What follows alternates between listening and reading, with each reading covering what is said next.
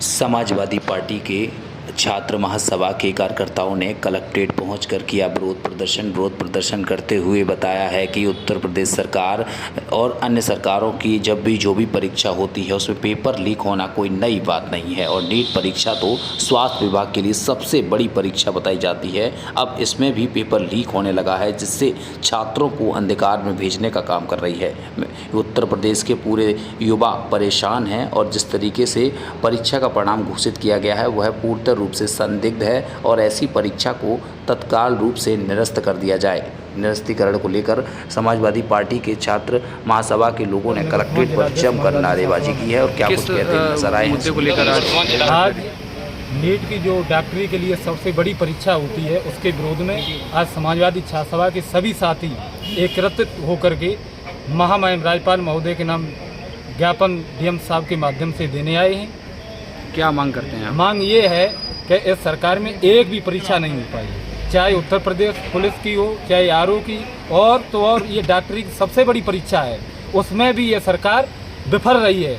लगातार नौजवानों के साथ ये सरकार अन्याय अत्याचार करती है।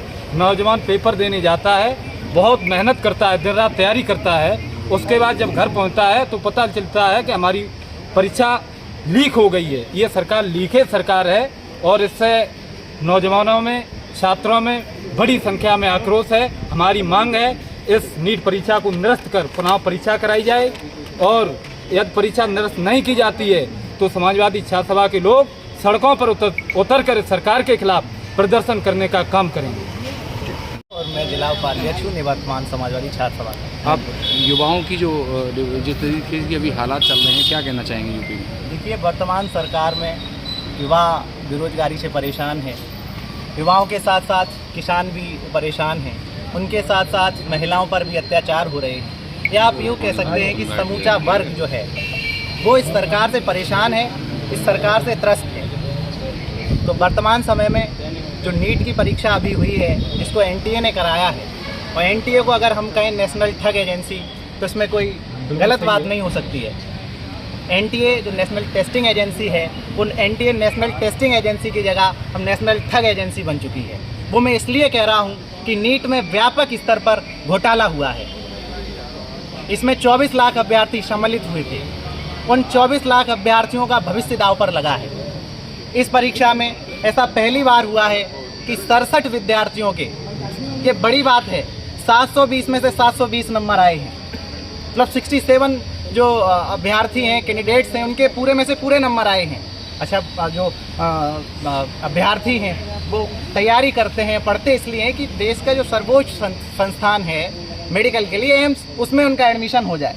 तो जब 67 अभ्यर्थियों के 720 में से 720 नंबर आ गए, ये आपको समझने वाली बात है। लेकिन जो एम्स में जो सीट्स हैं वो सीमित हैं, वो इतनी सीट्स नहीं हैं।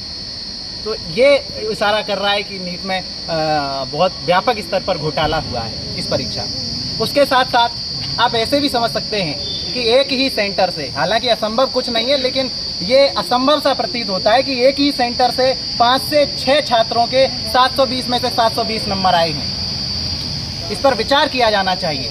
तो और जो परीक्षा हो गई, क्या मांग करते हैं आप संगठन? हमारा संगठन ये मांग कर रहा है कि नीट की परीक्षा जो अभी हुई है, इस नीट की परीक्षा को रद्द किया जाए और पुनः परीक्षा कराई जाए और बिल्कुल पारदर्शी तरीके से परीक्षा कराई जाए। क्योंकि इस सरकार पे पहले भी सवाल उठते रहे हैं।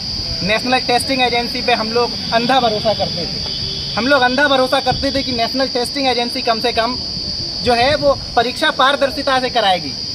लेकिन अब नेशनल टेस्टिंग एजेंसी ने ये भरोसा भी खुद के ऊपर से खो दिया है। व्यापक स्तर पर इस पर घोटाला हुआ है। इसमें सरकार का भी हाथ है, इसमें अधिकारियों का भी हाथ है। इसलिए हमारी समाजवादी छात्र सभा ये मांग करती है कि नीट की परीक्षा को रद्द किया जाए।